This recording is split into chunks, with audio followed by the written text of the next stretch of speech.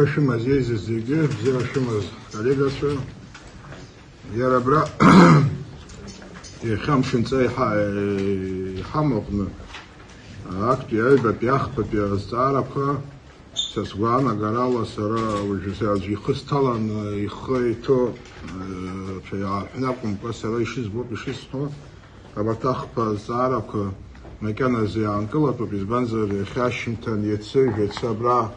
Акыта сам акалаки районка хадачай азги насташеву сказывание айда хахани связгирхет ярабри градостроительный кодекс фаял гинас яштанева жилищный кодекс и дара корочены черноги я папа без дара яра градостроительный кодекс что яхай заришти тава бра яца комитет дагни аз ханижи жа зара мацара руму ханижи жа, то есть сообщество 78 только замечаний, только уже в начальном виде, ну я думаю, что такой даже в первом чтении принимать нельзя. Это Реза Платонович, я извиняюсь, я договорю.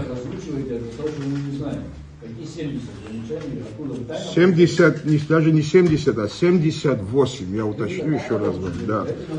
Да. И к чему говорю, значит, в первом чтении это обычно базовый документ, то есть это базовая, значит, основа, она по большому счету обычно сильно не претерпевает, обычно так бывает, это мы уже, наверное, опыт имеем, я уже второй созыв, здесь многие уже и по 3 созыва стоят, потому... Нет, я имею в виду, если в первом принимаем, это обычно мало что потом и меняется. Теперь у нас сейчас это 3-е чтение даже, правильно же? По-моему, мы в 3-м. Сейчас мы даже в 3-м, потому...